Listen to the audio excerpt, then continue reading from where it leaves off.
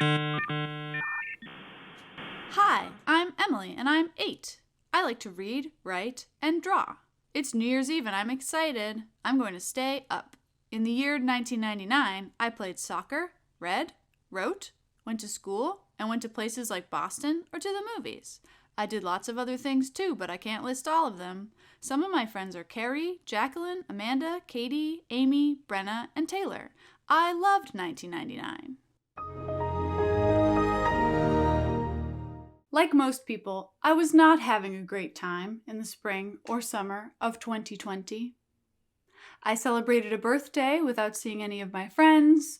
I was extremely worried that I was going to lose my job, and I was also worried about anyone and everyone I know possibly getting sick or even dying. I had a lot of different coping mechanisms during that time, and probably my healthiest coping mechanism was just to go for walks around my neighborhood, listening to music, and I often listened to a particular playlist I created that I called The Best of the 80s, 90s, and Now. Obviously, there was a lot to miss during that time. Things that we probably took for granted before, like the ability to see our friends and family, or even just go shopping, well illustrated by those "I can't wait to walk down the aisle" memes. The present was bleak, the future uncertain, so I turned to the past, and it made me feel better. Now, I had originally planned to start off this video with the simple statement that nostalgia is everywhere. This seemed self-evidently true, and plenty of other YouTube videos, not to mention news and magazine articles, start with this very premise. We're all just so nostalgic now. I'm sorry to be a buzzkill, but my research into this topic has given me pause. Tobias Becker writes in Yesterday, A New History of Nostalgia, "Since the beginning of the 1970s, there has been no period when nostalgia has not been pervasive, according to some observer." Alvin Toffler was the first person to declare a wave of nostalgia in the 1970s, but others have made basically identical claims ever since, each one declaring that we've reached a new peak of nostalgia due to the unprecedented turmoil of the preceding years. Since the inception of its modern definition, writers have tended to characterize nostalgia as a psychological response to witnessing extreme societal changes within your own lifetime. In his 1979 book, Yearning for Yesterday, Fred Davis argues that our ability to feel nostalgia has less to do with how much time has passed, and more to do with our ability to contrast some past aspect of our lives with our current reality. Now, that contrasting tends to take time, but perhaps it takes less time now than it used to because of just how frequently things change. Remember that other joke people started to make in 2020? I could really go for some precedented times. In the simplest of terms, the pervasiveness argument goes like this. Life is faster paced than ever before, therefore, we're more nostalgic than ever before.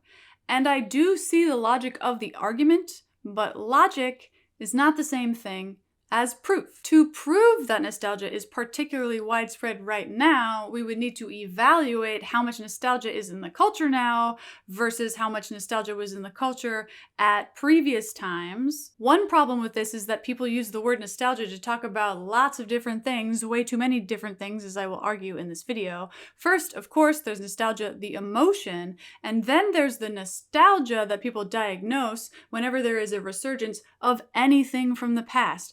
A period film, a retro fashion piece, a reboot show. First, we might question the idea that every single past-themed thing is automatically nostalgic. We could ask, nostalgic for whom? Is it the creator, the audience/consumer? Is it both? Mad Men is a good example for this kind of a discussion. It's set in the 60s. Is it nostalgic? Does it make you, the viewer, want to live in the 1960s? If it does, well, it says a lot about you. I do like a lot of the outfits. Except for those weird pointy bras.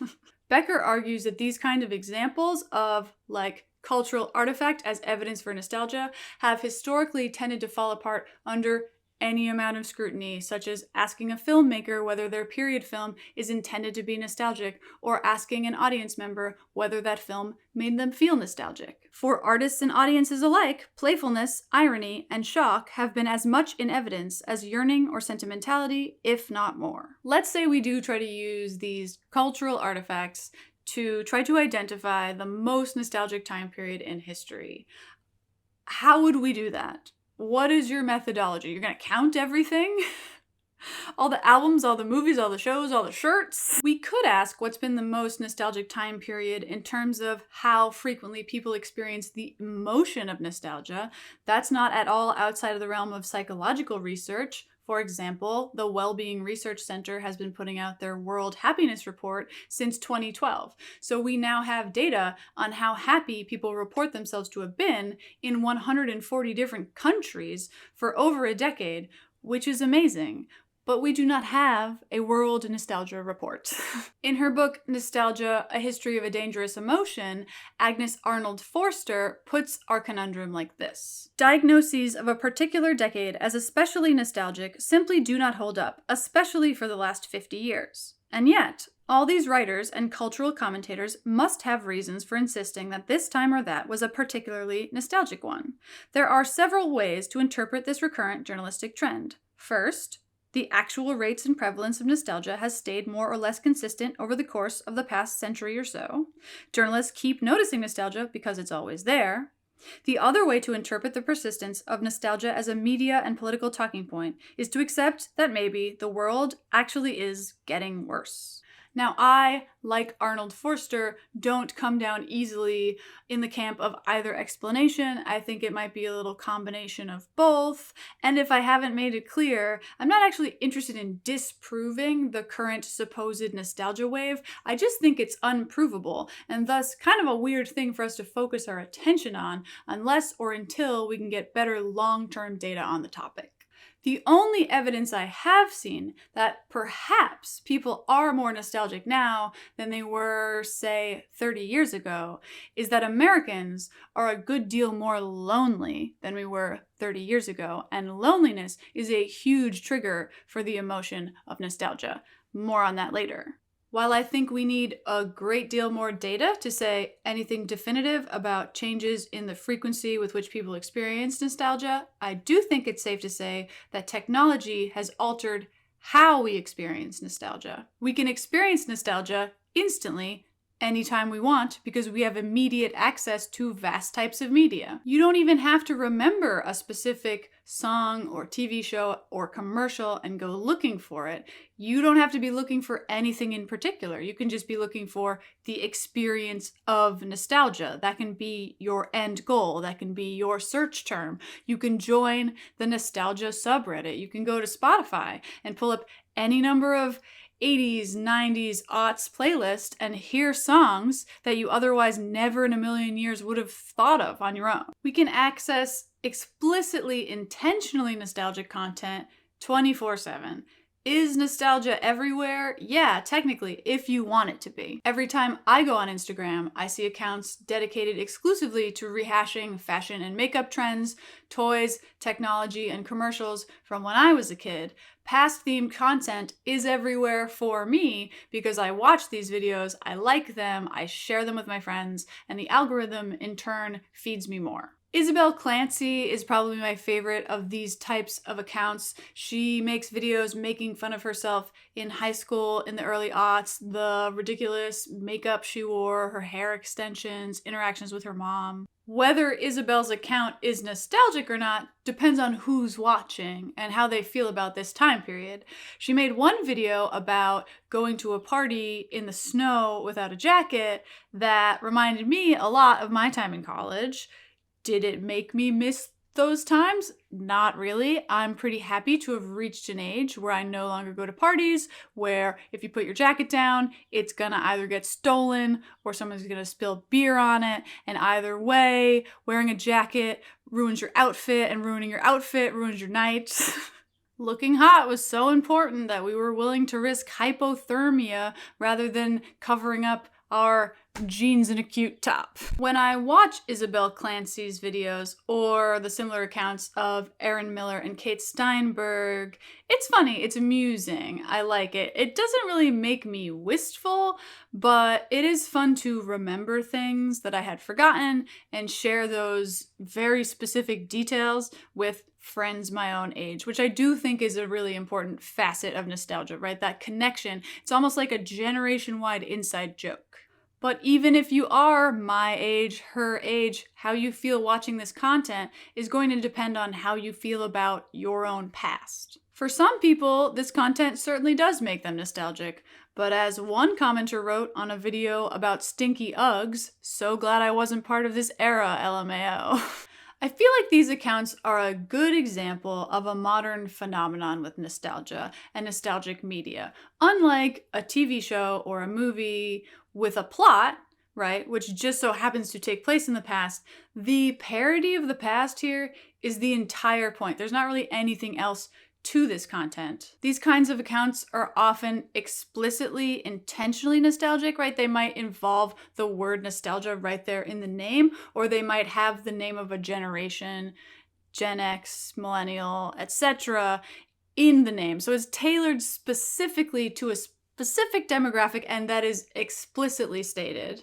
And this kind of content is available, again, not only 24/7, but they make videos often every single day. There's constantly new content. It's shareable, and yes, also inevitably becomes a vehicle for ads. Okay, so we're like 4 pages into my script, and you may have noticed that I haven't actually defined the word nostalgia yet.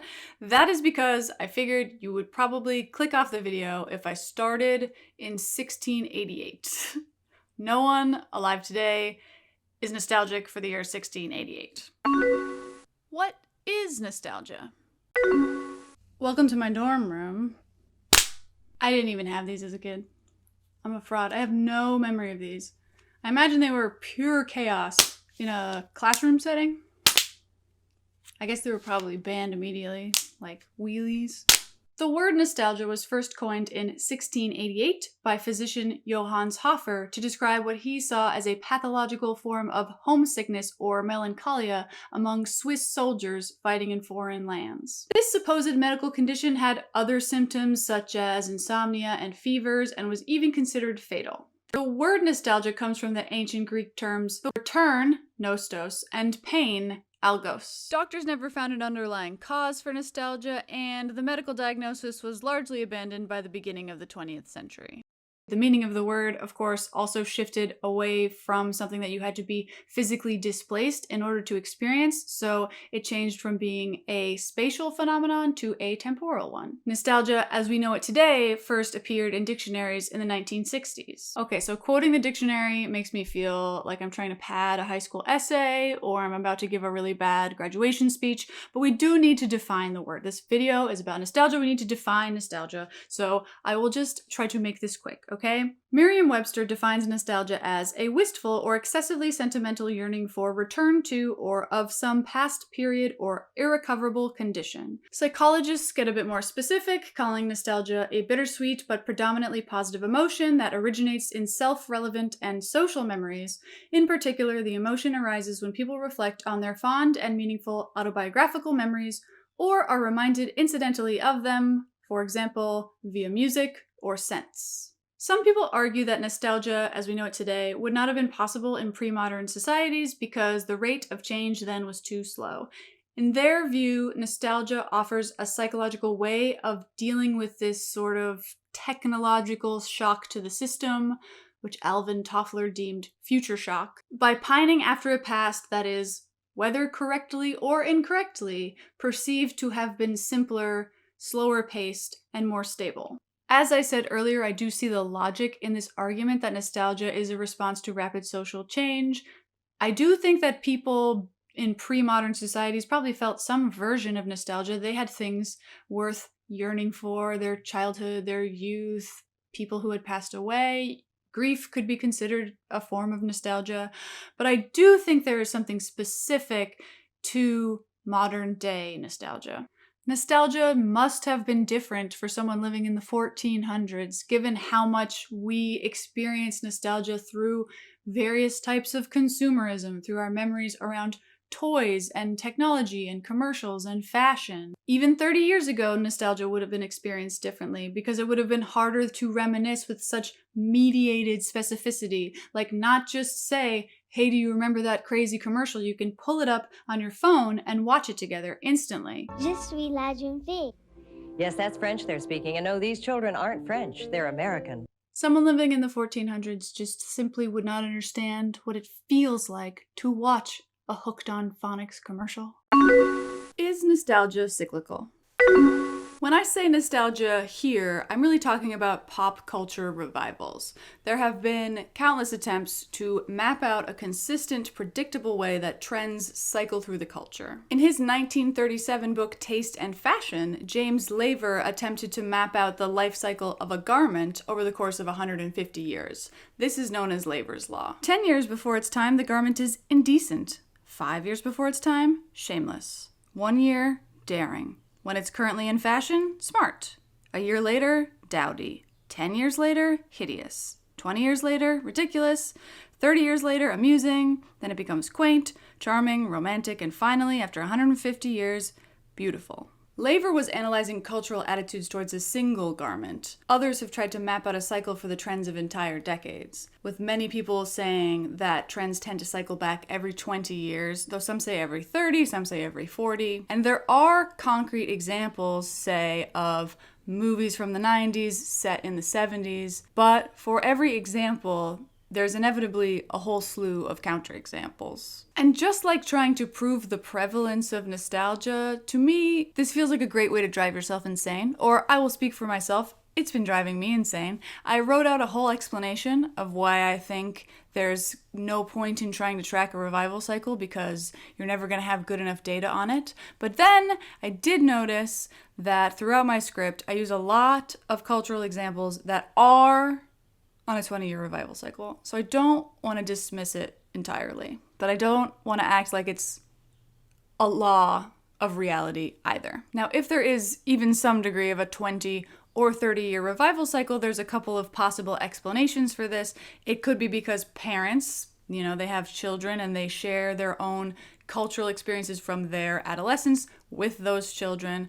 Or it could be because the people who typically drive taste, filmmakers, fashion designers, writers, are adults and are once again drawing on their own adolescence from previous decades and sharing that with the young folk. Now, of course, the internet has only increased our mental library of past artifacts. French writer Annie Ernaux observed that the web was the royal road for the remembrance of things past. Some people argue that the internet has collapsed the 20-year revival cycle, and things get even more complicated when you consider that we are reviving decades which themselves also revived past decades. So for example, this dress that I'm wearing is an authentic vintage dress from the 70s. It is also part of a prairie revival that was happening at that time. So in this dress, you can see echoes of the mid-1800s. As fashion editor at the Times, Lisa Armstrong remarked that we used to wait a decent 20-year interval before reviving a decade, but by 2006, we were attempting to spin nostalgia for something so recent, it's practically still the present tense. Let me give you just one example of the shortening of the revival cycle. So when I was a kid,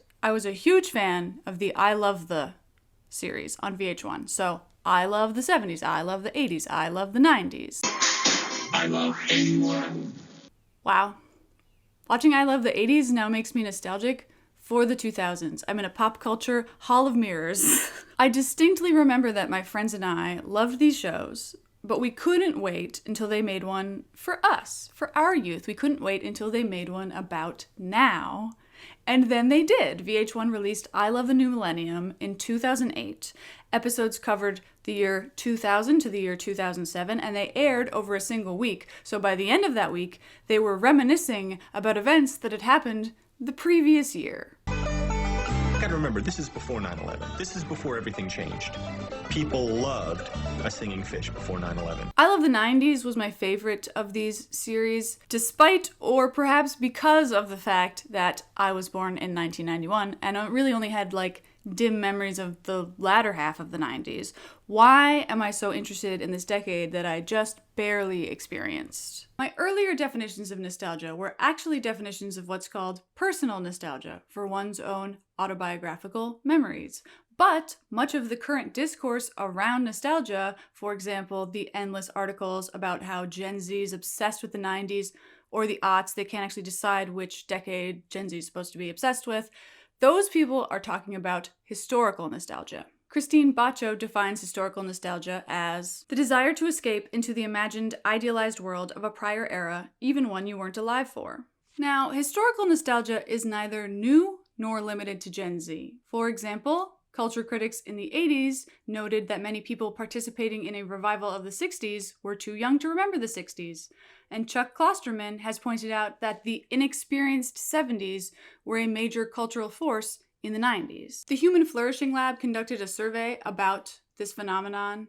One of their questions asked participants to rate their agreement with the statement, "I feel nostalgic for eras before my lifetime."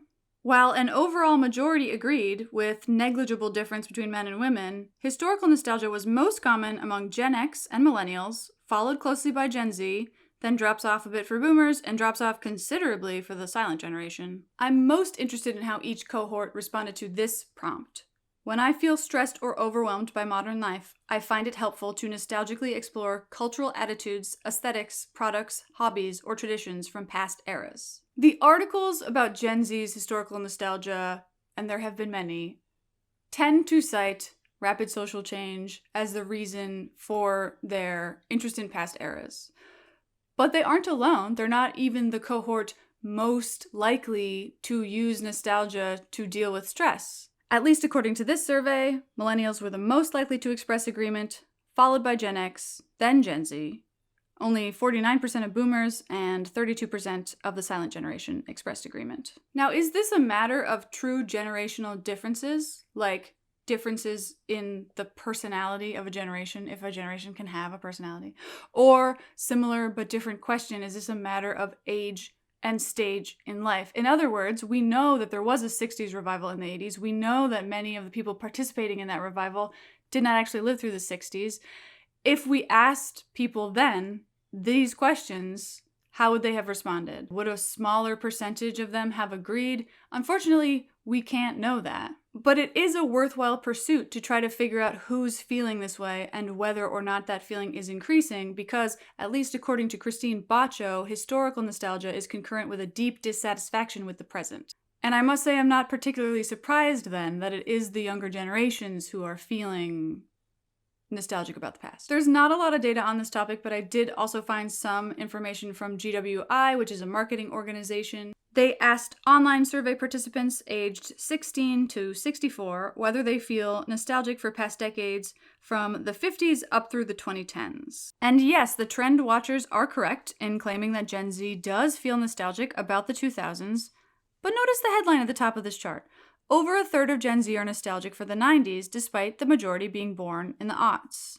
Why is that the takeaway? A higher percentage of Gen Z feel nostalgic for the 2010s than for the 90s. Historical nostalgia is the draw. People feel like you shouldn't be able to feel nostalgic about a time period you haven't personally experienced. It's unintuitive, despite the fact that it has happened before.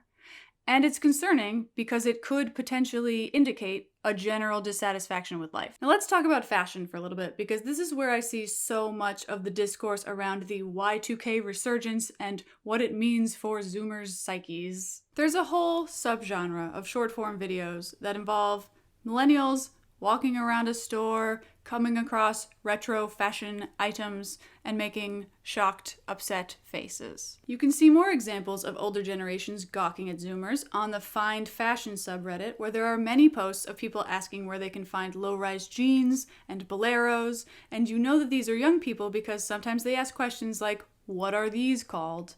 The most fun part about these posts, to me, is the comments, where people say things like, "You can find it in my closet circa 2001, or "The youths must learn from their mistakes." I personally think it's fun to finally be on the other side of this timeless dynamic. I remember my mom freaking out pretty much every time we went shopping because she couldn't believe that flare-leg jeans and Dr. Scholl's wooden sandals were back. Just looking at these makes my back hurt, but I did have a pair as a teen, and I got a lot of compliments. I live in a college town, so I see a lot of young people, and I see it. I see what you're seeing. The pants are big. I haven't seen pants this big in a very long time. The other day, I saw a young man wearing a short sleeve shirt over a long sleeve shirt. I have to imagine that he has been watching One Tree Hill. I do wonder how much of these trends are driven by the actual desires of young people and how much are top down from older generations who are fashion designers. It's probably a combination of both. Here's a historical example. In his 1971 Paris fashion show, Yves Saint Laurent unveiled a line of clothes heavily inspired by the 1940s, and specifically heavily inspired by the time period of the German occupation in World War II. And people who had lived through that time, by and large, were upset, understandably upset to be reminded of a time they didn't want to think about.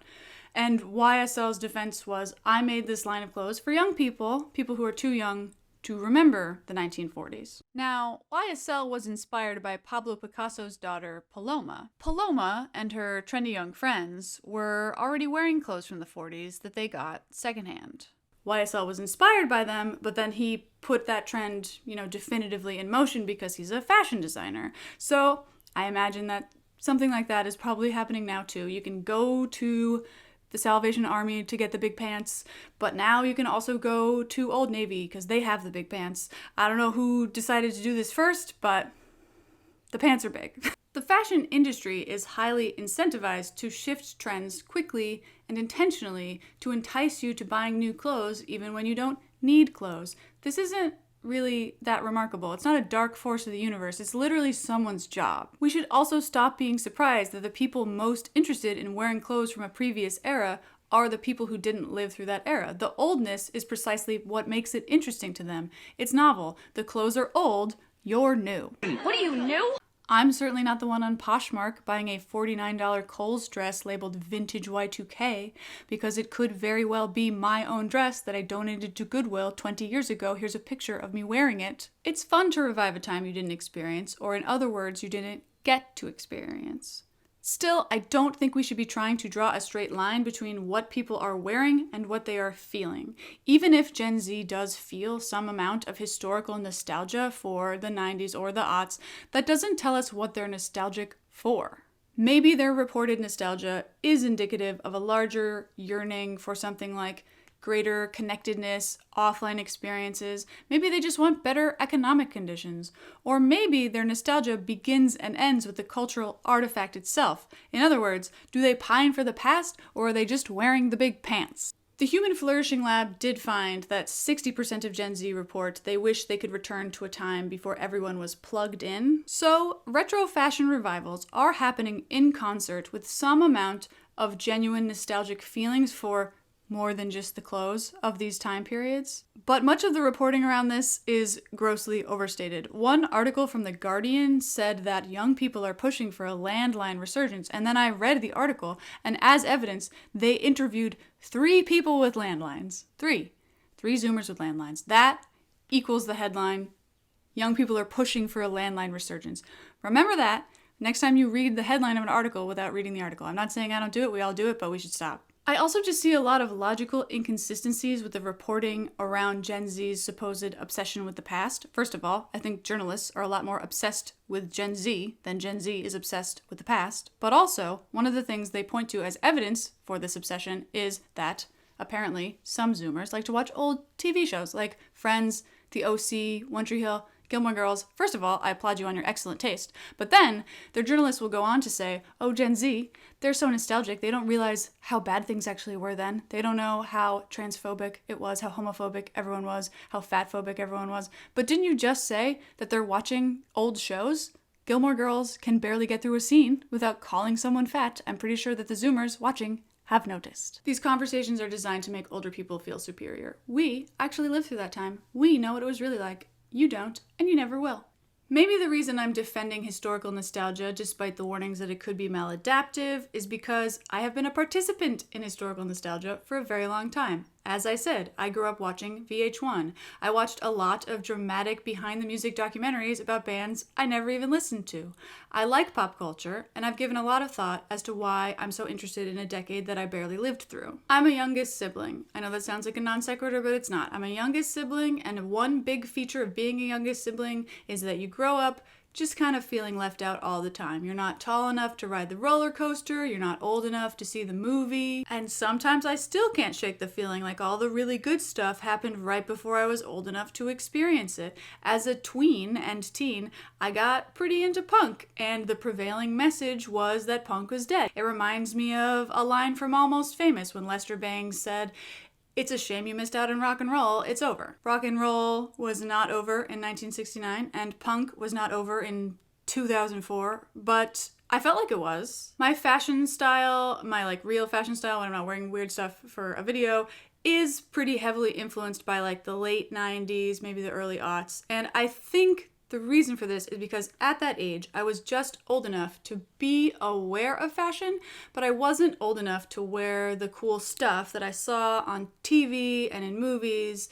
And so I think I just filed those things away in a little corner of my brain and bought it as soon as I was old enough to buy my own clothes. And one of the commenters on Find Fashion wrote something really similar. She said, "Born in 87, so some of the 90s fashion was too old for me at the time, but I remember coveting some of the looks so hard, lol." I know you're a millennial because you used lol as punctuation. People can be highly defensive about their own lived experiences. Retro revivals seem to really piss some people off. I think they just don't like being reminded of how much time has passed, how much things have changed, and they really don't like it if they feel like you are glamorizing a time period that you didn't live through. But Gen Z understands that sitcoms are not documentaries, and if you actually hear a young person say, "I wish I lived in this or that time period, I think it was better," then why not approach from a place of curiosity? Instead of automatically correcting them, you could ask, what do you think was better then? You could recognize these moments as an opportunity for intergenerational connection rather than gatekeeping.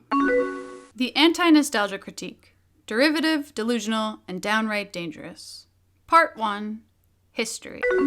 Among nostalgia's harshest critics are historians who tend to criticize nostalgia for being a sentimental distortion of history that's not interested in accuracy or nuance. Becker explains the historical critique as follows. Whereas history explores the past to better understand it, and, through it, the present, nostalgia, or history without guilt, falsifies the past to feel better in the present, and, to that end, forgets, downplays, and ignores its horrors. So here's where I need to take a moment to clarify that I don't actually think the 90s was some magical time. I understand there was the AIDS crisis, rampant homophobia, it wasn't cool to have a big butt. Historian Arthur P. Dudden put it succinctly when he described nostalgia as a preference for things as they are believed to have been. Writing in the early 1960s, Dudden was among the first to characterize nostalgia as a counterpoint to progress, linking a belief in progress with optimism and nostalgic pining for the past with pessimism. But he certainly wasn't the last person to make that sort of argument, which is still common today.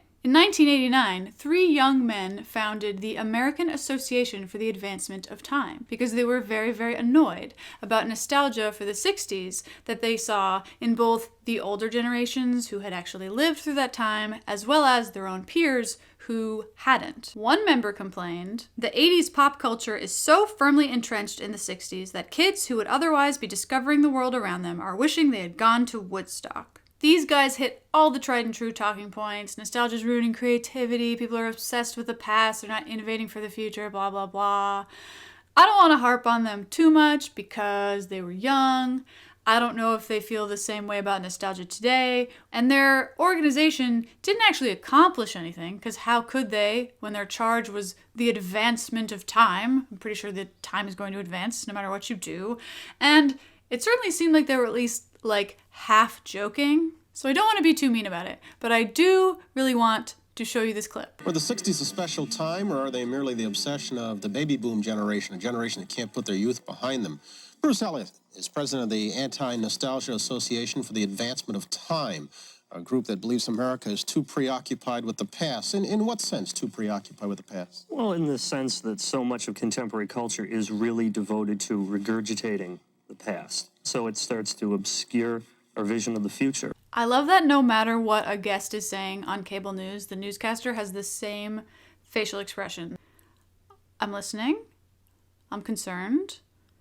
Sounds very serious. Tucker Carlson pretty much only makes this expression. Now, I agree that it's annoying when people overstate how great some past decade in history was, like when someone in 2023 tweeted, "She is a hard 7. You used to find a Margot Robbie in every blockbuster video in 1995. People do love to make wildly sweeping claims about how amazing the past was. I will not deny that they do this. Look no further than the comments section of any video about nostalgia or involving nostalgia in any way. What's known as the rosy view phenomenon in psychology could help explain this.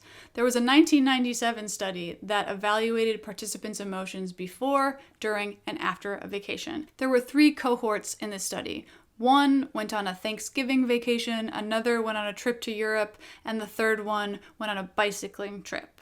In all 3 cohorts, the experience was the same.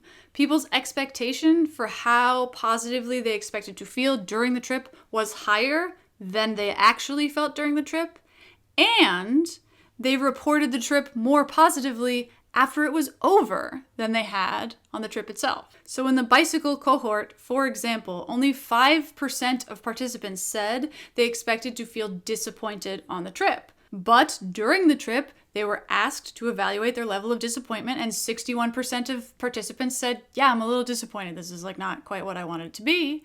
But just 1 week later, they were asked again whether they were disappointed about their bicycling trip, and only 11% of people said yes. I think this could be a big part of the explanation for people's tendency to view past periods so positively. How were the 90s? Aw man, so great, we're all just playing Nintendo, everybody looked like Margot Robbie. Memory is not only flawed and fallible, it seems to have a consistent pattern of convincing us that the past was better than it actually was. And I've certainly experienced this. I mean, haven't you ever said aloud, please remind me to never do this again? Pain is particularly difficult to remember. Mothers often say that if they could recall accurately the pain of childbirth, they would never have another child. So I think it's important to keep this flaw in our collective memory in mind. Still, I think the historians are doing too much, as the kids say. I really don't know what they propose we should do to prevent nostalgia while maintaining historical accuracy. David Barry rightfully points out that it's pretty much impossible to preserve history through documents, film, and artifacts without eliciting nostalgia in someone. And in regards to the historians' claim that nostalgia is inherently pessimistic, I think they're mostly wrong, but I'll talk about that later. The Anti-Nostalgia Critique, Part 2, Pop Culture. Interestingly enough, the historical inaccuracy critique even makes its way into a pop culture context where it's used to rail against retro revivals, this despite the fact that none of the kids wearing Jenko jeans today have claimed that they are engaged in some kind of a historical reenactment. There is a vast gulf between our cultural idea of a decade and what it was actually like at the time. So watch a movie from 1995, then flip through a yearbook from 1995, and you'll notice some differences. Everyone did not, in fact, look like Margot Robbie or Alicia Silverstone. Films set trends just as much as they reflect them. No one was actually rolling up to high school in a 2-piece plaid yellow skirt suit.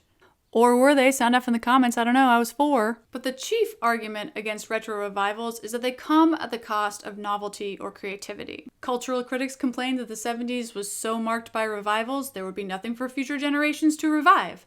The 80s, they said, had no style except retro, and the 2000s wasn't its own decade, it was every other decade at once. For all their supposed hatred of rehashing old trends, culture critics sure do love to say the same thing every 10 years. There's a lot of hypocrisy around how people talk about nostalgia. Some people go so far as to wistfully pine for a time before we were all so dang nostalgic. If you dare look to history or goodwill for inspiration, you will be deemed derivative. But the historical inaccuracy critique and the lack of creativity critique do not logically cohere. The very fact that retro revivals are not an exact replica of the past means that they are inherently creative. The Anti-Nostalgia Critique, Part 3, Marketing. The only anti-nostalgia critique that resonates with me personally is the danger of nostalgia as a manipulation tactic. That said, any emotion can be manipulated. Have you ever seen an advertisement? Much of the original psychological research on nostalgia comes from advertisers who wanted to understand the relationship between nostalgia and consumerism. And that research continues to this day. One such article from 2023 demonstrates that consumers tend to prefer nostalgia-themed products when they are feeling powerless, and that uncertainty about the future is a common underlying cause of powerlessness. They go on to suggest that companies could use big data to analyze user-generated social media content to identify consumers in a state of powerlessness. They also suggest that office buildings could be a particularly effective stage for nostalgia-themed marketing because people tend to experience a feeling of low power at work. Noting that consumers tend to experience nostalgia during times of alienation, discomfort, uncertainty about the future, grief, and loneliness, authors of another marketing article write, "Marketers play an important role in translating this alienation into nostalgia by creating market offerings and fashioning nostalgia-themed marketing campaigns that render the past into a consumable, nostalgia-framed resource. Hence, nostalgia is at least partly created and mediated in and by markets." Baudrillard would have a field day with that quote. And I know people are going to criticize me for criticizing marketers. What would I have people do? Not market their products? It's my turn to make a sweeping generalization. In the United States, with our individualistic, capitalistic culture, we tend to throw ethics right out the window anytime it happens to coincide with a person's livelihood. Now, there is a limit to this philosophy, as we have seen with a certain handsome young gentleman. But most people really don't think about the ethics of a job except in the most extreme of circumstances. And I understand that it's a job, or part of a job, to publish advice on how to translate alienation into nostalgia, how to identify consumers when they are at their lowest, when they are lonely and grieving and struggling and uncertain about the future, and manipulate them emotionally into buying things they don't need with money they probably don't have to fill a hole in their heart with a disposable camera. But I must say it bothers me that that is someone's job. We crave certainty and we're fed consumable, nostalgia-framed resources. The authors go on to write, "Nostalgia is continuously being produced rather than pre-existing in consumers' minds. Hence, we could question how much our pleasant, fuzzy associations with past-themed products were in fact put there intentionally by people who aren't even pretending they're doing anything other than manipulate the very concept of the past for their own financial gain." The Anti-Nostalgia Critique Part 4. Politics. You knew this part was coming, but I'm going to keep it short because I'd rather not lose my job. Psychologists use the term collective nostalgia to refer to nostalgia for experiences you had as part of an in-group. Nostalgia makes people more likely to serve groups they consider themselves to be a part of, especially if those groups are central to their identity and self-concept. Now, collective nostalgia is not inherently dangerous.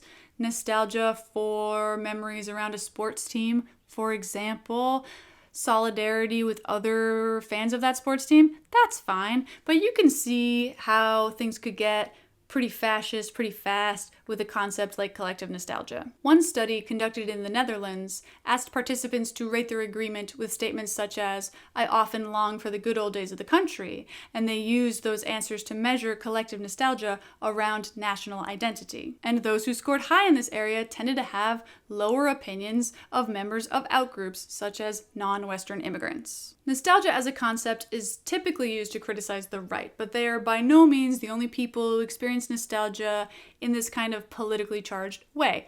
A liberal might feel nostalgic about various civil rights movements.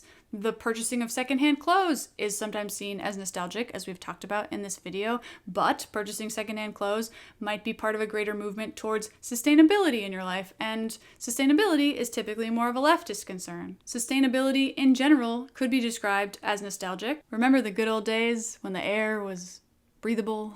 If you look at specific examples of nostalgia in a political context, you'll notice that you don't actually need the nostalgia diagnosis in order to make your case that you disagree with someone's viewpoint. The presence of nostalgia within a viewpoint is neither necessary nor sufficient for you to prove that that viewpoint is wrong. One could argue, for example, that the purchasing of Nazi memorabilia is nostalgic, a nostalgic action. someone feeling nostalgic for that time period.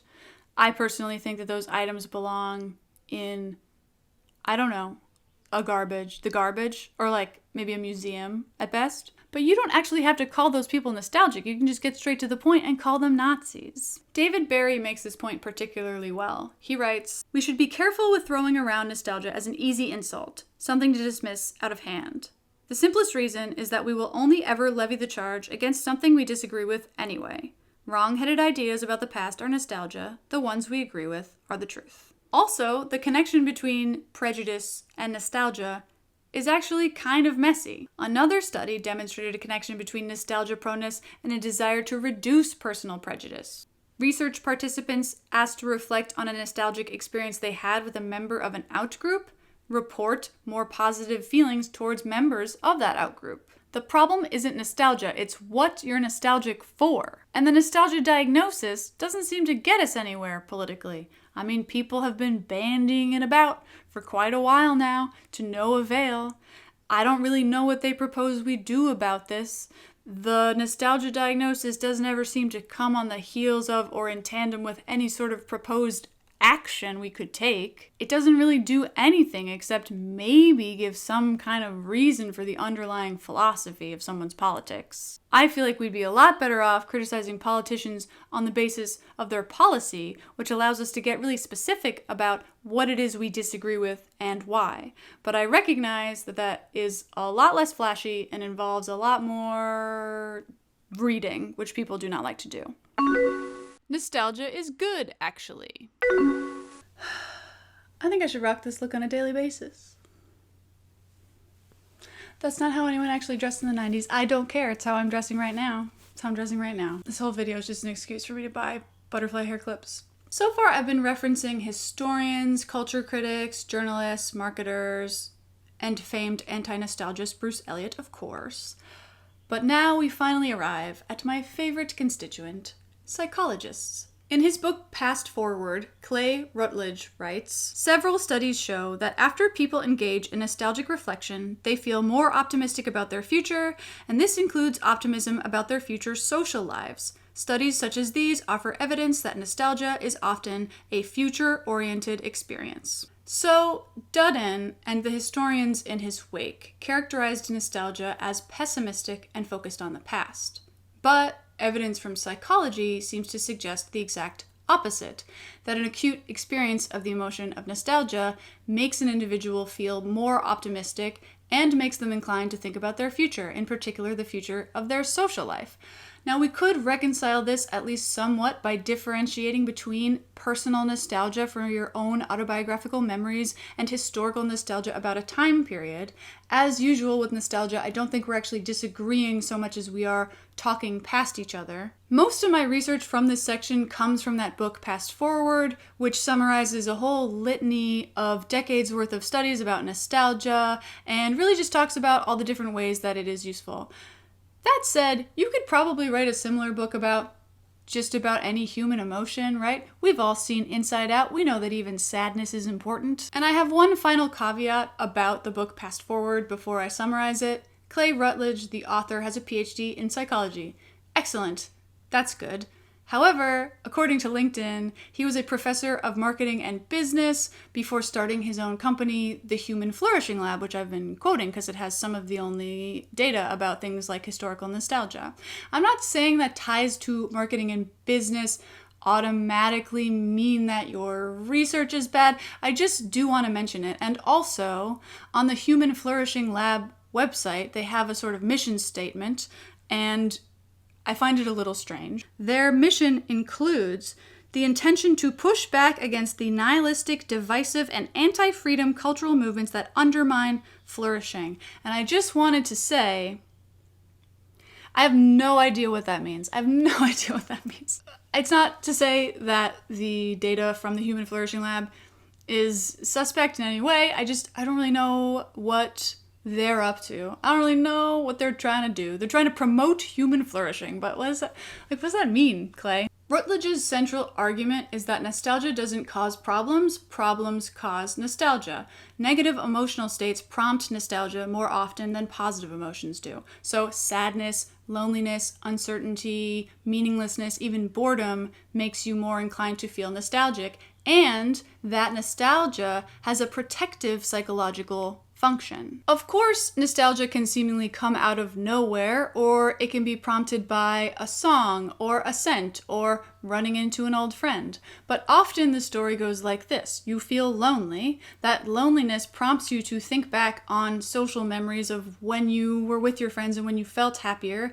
And that nostalgic experience reminds you that you are socially capable, that you do have friends, and it helps you to reset your intentions to be more social in the future. Research participants report that their nostalgic memories are more central to their self-concept than non-nostalgic memories, even positive non-nostalgic memories.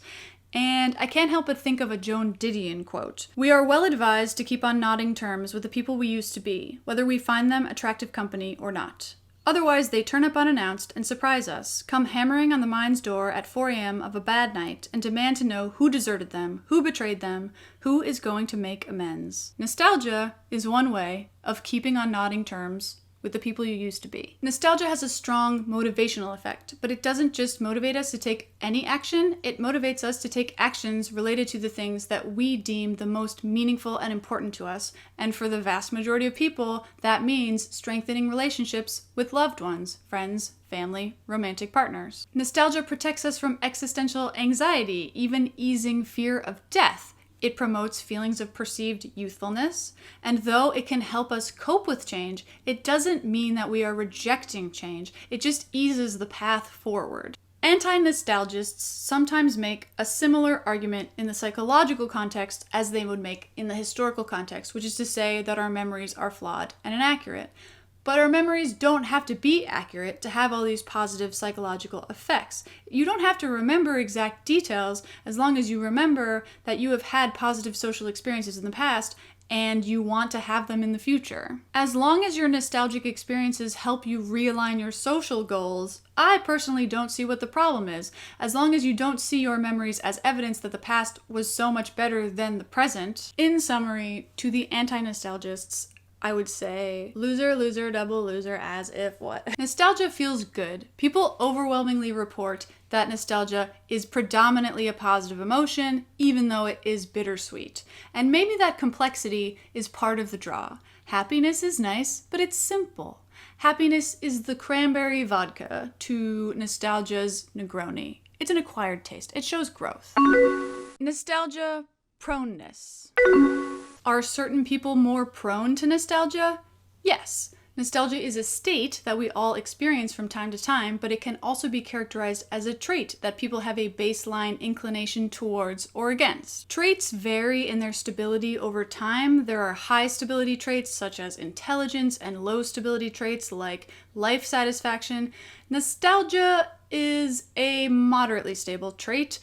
So people do have a baseline inclination towards or against it, but of course your life circumstances can make you more likely to feel nostalgic or not. The trait nostalgia studies that I'm citing here are on personal nostalgia, not historical or collective nostalgia. They're all different things. You can be inclined towards one and not the others. They're independent. And despite all the warnings that nostalgic people are stuck in the past, those more prone to nostalgia are generally better at coping with difficulties in life. They're more likely to seek out social supports and less likely to engage in escapist and avoidance strategies like substance abuse. To determine whether nostalgia is good or bad, we need to get really specific about what it is we're talking about, because personal nostalgia, collective nostalgia, historical nostalgia, and retro revivals are all different things. But it is safe to say that personal nostalgia for your own fond autobiographical memories is not only harmless, it is in fact good for you. Now, keeping in mind the messy relationship between all these different types of nostalgia, I do just want to run down a list of what I see as modern facets of nostalgia. What's going on with nostalgia these days? 2020's nostalgia. Part 1, Rewatch culture. Finally, here's something I can definitively say is a relatively new phenomenon. Rewatch podcasts. Now, to be fair, the oldest ones are like 10 years old, but in the grand scheme of things, that's pretty new. They're sort of like the DVD commentary tracks, but in podcast form, and they take two forms. There's fan casts, where the hosts are just fans of the show, and then there's podcasts featuring actors from the show. So, for example, Office Ladies, Pod Meets World, the Always Sunny podcast, and in either case, they tend to go episode by episode and talk about their opinions on the plot and the characters and things like that. But when the hosts are actors from the show, they also give you information about, behind the scenes stories about what it was like filming. I listen to a lot of Rewatch podcasts. I also watch a lot of old TV shows. Honestly, most of the shows that I watch on a regular basis are like at least 20 years old, and I am not alone. Gilmore Girls is pretty much always in the top 10 streaming shows on Netflix. And this is another phenomenon that is made largely possible by technology, right? You don't have to catch a marathon of a TV show or even buy the DVDs. You can just find where the show is streaming and watch it pretty easily. And you might feel nostalgic, not just for that time period in your life or that time period in history, but that time period in television because, they don't make them like they used to. Rewatching old shows is comforting. It also can teach you a lot about culture and how things have changed, right? There's no ignoring all the offensive jokes in some of these old shows, and then you kind of have to reckon with, like, did you laugh at that the first time around, or did you just not realize how bad it was? Like, for example, the very first episode of Dawson's Creek comes screaming out the gate with a teacher-student relationship that isn't painted in any kind of a negative light at all. I don't want to wait for you to be older. Oh my god. Let's see if I keep that in. You can also learn a lot about yourself and how you've changed over time. The first time that I watched Gilmore Girls, I was younger than Rory, and now I'm older than Lorelai. For the hosts of Pod Meets World, while they're recapping Boy Meets World, they often talk about how now, as adults, they relate more to the storylines about the parents than the storylines about the kids in the show, which must be particularly weird for them, because they are the kids in that show. Part 2, Resurgence of Physical Media. There are several indicators that physical media is making at least a modest comeback. For example, Barnes & Noble and indie book sales are up. Some magazines have returned in print, like The Onion and Elle. Sony announced that it's coming out with a new 4K DVD player in 2025, and while DVD sales are still down, Oppenheimer sold out of its initial 4K disc release, which you don't see often these days. The most notable return of physical media is in music. CD sales are still down, but vinyl and even cassette tapes are having a resurgence. The vinyl sales are really remarkable. They've been steadily increasing since 2009. And while sales, of course, aren't what they were in the 70s, they keep climbing. So why is this happening? Streaming is generally more convenient than physical media. It's more portable, it's not bulky, it doesn't fall apart over time, and pretty much everything you can think of is available streaming. Why would people seek out the old formats? Well, first of all, I think that the vast majority of people who are participating in this physical media resurgence are still using newer technologies like streaming.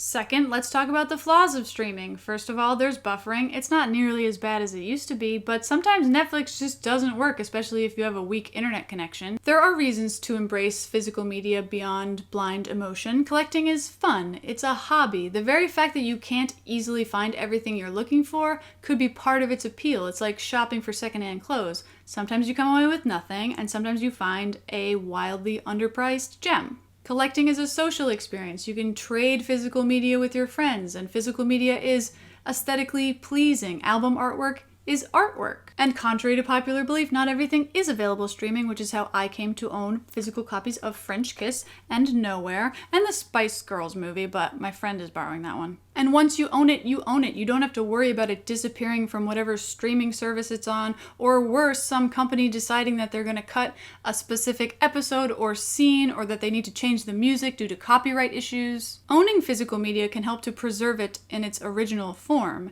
In other words, there's an archival purpose to collecting. It reminds me of this woman, Marion Stokes. She used her VCR to record 30 years worth of cable news on tens of thousands of VHS tapes, and after she died, her son donated those tapes to the Internet Archive.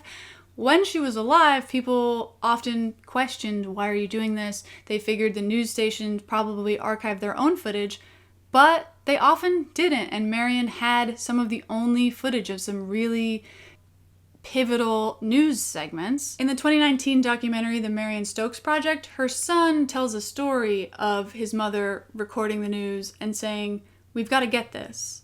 No one else is going to keep this." And her words have really been ringing in my ears. I find myself looking around at my life, at the physical objects of my life, and asking, what is no one else going to think to keep? It's worth noting that the format of the VHS tape made it easier for Marion Stokes to record the news. Now, it wasn't easy. She had to schedule her entire life around 6-hour intervals to switch over the tapes, but it was possible and perfectly legal to do so. A 1984 Supreme Court case found that it is legal to record broadcast television for personal, non-commercial use. So among other things, you might feel not just nostalgic for, but genuinely frustrated by the shift from VHS to DVD, because DVDs often use encryption to prevent copying, even if your copying would be perfectly legal. You wouldn't steal a purse, you wouldn't steal a car, but you would definitely make a copy of a car if you could. You might feel nostalgic for the tactile experience of holding physical media in your hand, and with vinyl, you can have a musical experience without interacting with the screen at all. And if there's anything that has not translated to streaming, it's the hidden track. Bands like Blink-182 and NoFX even had different hidden tracks on different versions of their CDs, and at that time, unless you were in some kind of message board, you wouldn't even find this out until you talked to your friends about the album and found out they had different songs on their CD. That's just fun. Saving old media should never be dismissed as nostalgia alone. It's history, it's archival work, and even if it does come from a place of emotional attachment to the past and the future are not mutually exclusive concerns. Acts of preservation are necessarily future-oriented. We preserve objects of the past for the future. Now, anti-nostalgists have historically not been moved by such an argument. In the 70s and 80s in the UK and the United States, there was a so-called history boom, where there was an explosion of new museums, archives, historical reenactments, interest in personal history, interest in the preservation of buildings, and shockingly, some people were very upset by this, calling it yet another nostalgic obsession with the past. Imagine being the kind of person who's upset that there are too many museums. You really can't win with these people. They use the accusation of nostalgia to say that you don't care about real history. But if you do care about history and preservation, they say you're just being nostalgic. Nostalgia as a concept is often accused of having fascist undertones, but anti-nostalgists, in the 70s and 80s at least, were actively trying to prevent the preservation of history. And that seems pretty fascist to me. Part 3, the loneliness epidemic. I fear I may have fallen into the trap of thinking that if a YouTube video is long, it's good. It's kind of like that SpongeBob episode where they decide that if they can't be good at their instruments, they can at least be loud. Personal nostalgia tends to be triggered by one of three things: sensory input, like music or scents, negative mood states, or social interaction, like running into an old friend. Of all the negative mood states that trigger nostalgia, loneliness is the strongest trigger, and that makes a lot of intuitive sense because our nostalgic memories tend to be social. In general, the lonelier people are, the more likely they are to experience nostalgia.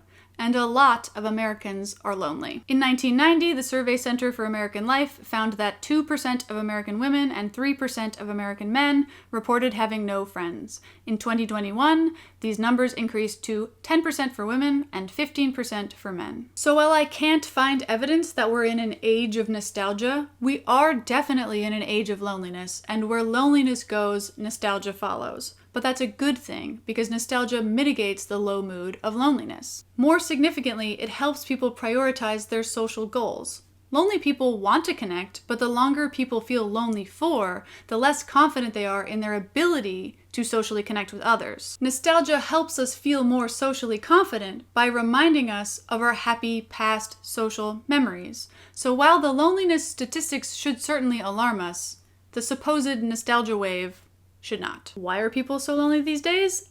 That's another topic for another time, but I do want to touch upon one possible reason: the decline of third places. In 1989, sociologist Ray Oldenburg coined the term third places to refer to a place that is neither home nor work, where people could meet, gather, and socialize. Even then, in 1989, Oldenburg sought to warn us that these places were on the decline in America and of the detrimental effect that this would have on our social lives. When I was in college, I spent a lot of time at a place that we called simply the Hill.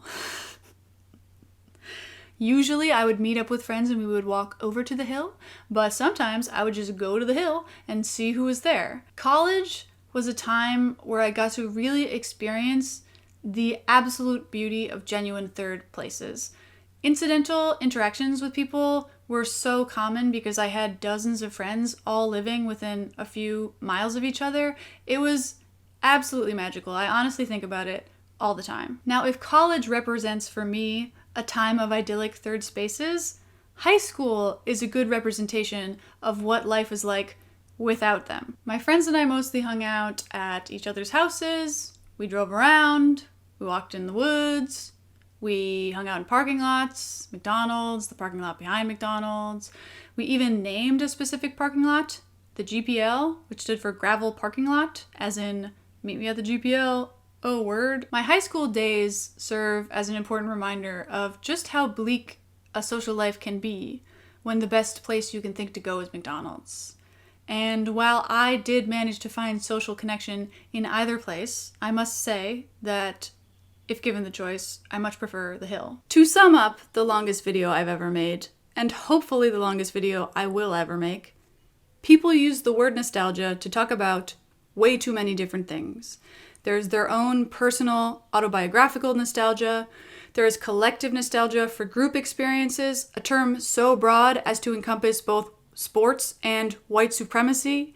There's retro revivals. There's manipulative marketing tactics, politics. It's impossible to make a coherent argument about nostalgia without first specifying which kind of nostalgia you're talking about, and people rarely bother with that kind of specification. But one thing that's clear to me is that we have things that we miss, that we collectively miss. A lot of us miss our brains before smartphones or even the internet. We miss a time when we were simultaneously more connected, meaning like your friend could drop by without even calling first, like Kramer on Seinfeld, and simultaneously less connected in terms of not being available to everyone all of the time. In the United States, we miss certain specific facets of society that were better, like more affordable housing and higher wages, and complaining about those things does not mean we're not aware that life was worse in other ways. We miss physical media, we miss third places to spend time, and most of all, we miss our own youth. I miss when technology wasn't built to be as slim and sleek as possible. It used to be really fun to pick out a phone. Like, I had a juke at one point. It was like this big, I swear to God. It was red, it looked like a little jukebox, which is historical nostalgia, of course. And beneath my half-joking yearning for tangible stuff, there is, of course, the deeper missing for intangible stuff, for the people in my past who are not in my present, and the people that I used to be who I'm not anymore. I remember the first time I reminisced. I'm not kidding, I remember the first time I reminisced. I was in probably 6th grade. It was the end of the school year. We were on the bus headed home, me and my friends, and we started talking about as far back as we could remember. We talked about the days we met and all the fun things we did together and our inside jokes. And I remember thinking, this is the most fun I've ever had. Not the memories that we're remembering, but the act of remembering itself. This is the most fun I have ever had. Am I more prone to nostalgia than the average person? It certainly seems that way, yeah. I have always been very interested in documenting my own memories. I've kept a journal since I was 7 years old. I'll show you all my journals here. And I've never gotten rid of any of them. Nostalgia is just such an easy emotion to access. It's a click away, it's a song away, and it feels mostly good. It's easier to deal with than sadness, though it is, sadness adjacent. And I had a really, really remarkably good childhood. And the teen years were kind of a mixed bag, but I had some really great memories then too. And despite the fact that I'm an introvert, I am a deeply, deeply social person. I'm very, very focused on building my social supports. And I know from the statistics, the loneliness statistics, that I am in like the top 2% of havers of friends in my age bracket. And my brother died in last August. And so I've been thinking about nostalgia a lot. He was a musician, and listening to his music, it makes me sad, obviously, but it also makes me feel nostalgic. And that's really, really nice to have. And when sadness or grief is too hard, I can always access nostalgia, and sometimes it feels close enough, like it's just gonna have to be close enough, Now I'd like to close out on one final quote. This is from a columnist named Herb Caen. He's quoted a lot in the nostalgia literature because he wrote this really, really brilliant observation that nostalgia is memory with the pain removed. But he also wrote this incredible description of the city of San Francisco, and he wrote this in 1975. You keep looking for the magic, and now and then, when the wind and the light are right, and the air smells ocean clean, and a white ship is emerging from the Golden Gate mist into the bay, and the towers are reflecting the sun's last rays. At moments like that, you turn to the ghosts and ask, was this the way it was? And there is never an answer. What do they have that I don't got? You made me go lose my train of thought. Yeah, I know I do it a lot, but if everybody could be a whole lot nicer to me, I'll just be happily thinking about when we walk 2 hours in the city just to find a place to sit down and eat. But if everybody could be a whole lot nicer to me, yeah, I know I do it a lot. Yeah, sure, I would feel bad if I got caught. Yeah, I know I do it a lot, but if nobody could be a whole lot nicer than me.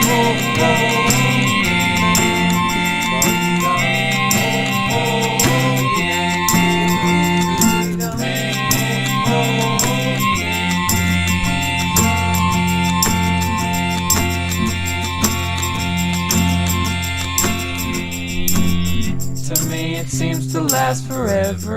Let's just do one of them at a time. Starting to get sloppy, oh I would never. But everybody could be a whole lot cooler than me. I'll just be happily thinking about when we walk 2 hours in the city just to find a place to sit down and eat.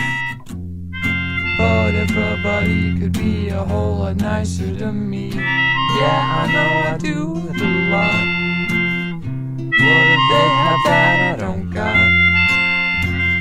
Yeah, I know I do it a lot, but everybody could be a whole lot nicer to me.